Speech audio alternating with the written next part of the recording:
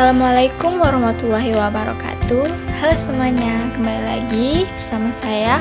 Nah, di video kali ini saya akan membahas tentang daya dukung wisata dan analisis pada berbagai peruntukan kawasan wisata. Nah, langsung saja kita mulai di pertama, yaitu di pengertiannya, di mana daya dukung kawasan wisata ini merupakan kemampuan suatu kawasan dalam menerima aktivitas wisata tanpa mengakibatkan kerusakan ekologis, penurunan kualitas pengalaman wisata, maupun konflik sosial.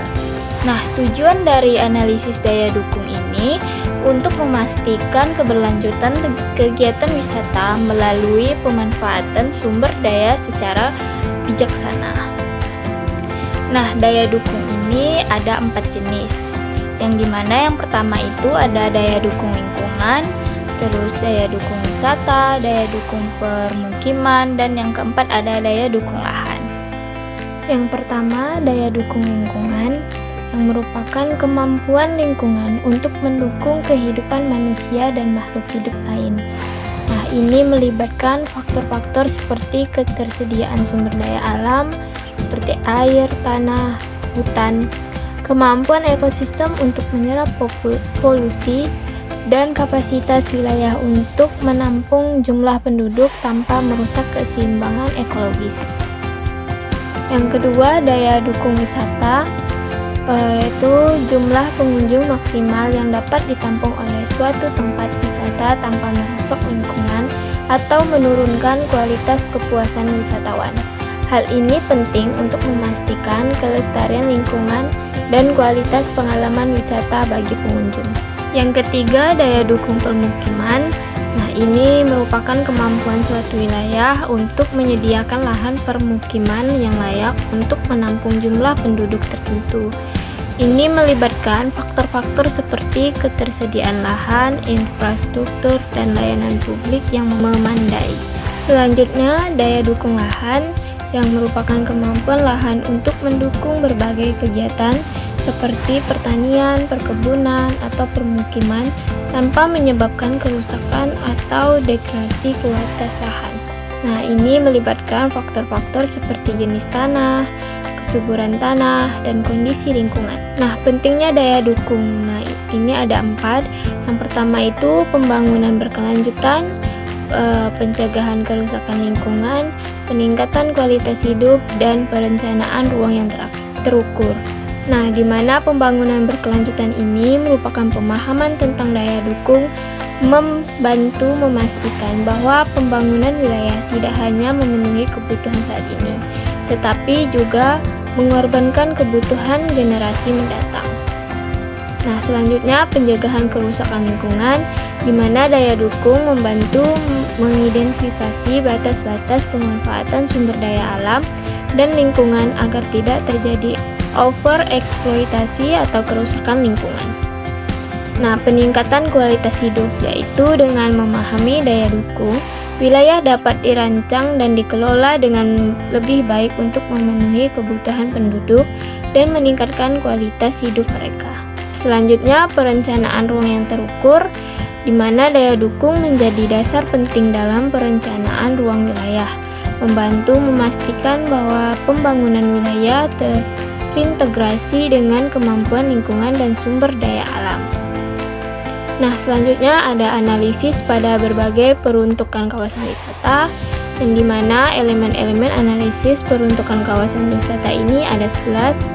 Yang pertama, daya tarik wisata, aksesibilitas, infrastruktur, akomodasi, sarana dan prasarana, keamanan, kondisi lingkungan, sosioekonomi, pengelolaan, ketersediaan air bersih, dan yang terakhir ada keamanan.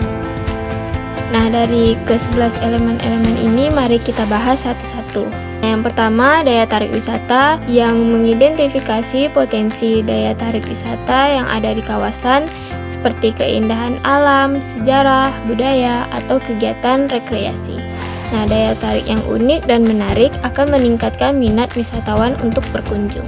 Selanjutnya, aksesibilitas, yang menilai kemudahan akses menuju lokasi wisata termasuk jaringan jalan, transportasi umum, dan fasilitas pendukung lainnya.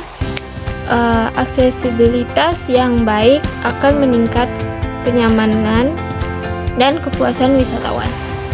Selanjutnya, infrastruktur yang memastikan ketersediaan infrastruktur yang memadai seperti sarana sanitasi, tempat parkir, penginapan, restoran, dan fasilitas lainnya yang mendukung kegiatan wisata. Selanjutnya, akomodasi menilai kualitas dan ketersediaan akomodasi yang sesuai dengan kebutuhan wisatawan, termasuk hotel, penginapan, atau jenis akomodasi lainnya. Lanjut ke sarana dan prasarana, memastikan ketersediaan sarana dan prasarana yang mendukung aktivitas wisata seperti area rekreasi, jalur trekking, tempat olahraga air, dan fasilitas lainnya. Terus keamanan, yang menilai tingkat keamanan di kawasan wisata, termasuk keamanan fisik, keamanan dari bencana alam, dan keamanan terhadap gangguan kriminal. Nah, kondisi lingkungan yang memastikan keberadaan kondisi lingkungan yang terjaga dan berkelanjutan, termasuk pengolahan sampah, pengawetan sumber daya alam, dan pengendalian polusi. Selanjutnya, sosioekonomi yang memperhatikan dampak sosial dan ekonomi yang ditimbulkan oleh kawasan wisata terhadap masyarakat sekitar, termasuk peningkatan pendapatan, lapangan kerja, dan pengembangan budaya lokal. Lanjut ke pengelolaan yang menilai efektivitas pengelolaan kawasan wisata, termasuk perencanaan, implementasi, monitoring, dan evaluasi. Terus ada ketersediaan air bersih yang memastikan ketersediaan air bersih yang memadai untuk memenuhi kebutuhan wisatawan dan masyarakat sekitar. Nah, dan yang terakhir itu keamanan yang menilai keamanan fisik, keamanan dari bencana alam, dan keamanan terhadap gangguan kriminal di kawasan wisata. Nah, selanjutnya teknik analisis. Nah, analisis SAOT yang merupakan menganalisis kekuatan atau strength, kelemahan atau weakness, peluang atau opportunity, dan ancaman atau threats yang dihadapi oleh kawasan wisata. Selanjutnya ada analisis kelayakan yang menilai kelayakan kawasan wisata dari berbagai aspek seperti ekonomi, sosial, lingkungan, dan teknis. Nah, selanjutnya indeks kesesuaian lahan yang menentukan tingkat kesesuaian lahan untuk pengembangan kawasan wisata. Nah, penilaian daya dukung ini yang menilai kapasitas kawasan wisata untuk menampung jumlah wisatawan tertentu. Nah, segitu saja penjelasan dari saya, kurang dan lebihnya mohon maaf. Sampai ketemu lagi di video saya selanjutnya. Bye-bye.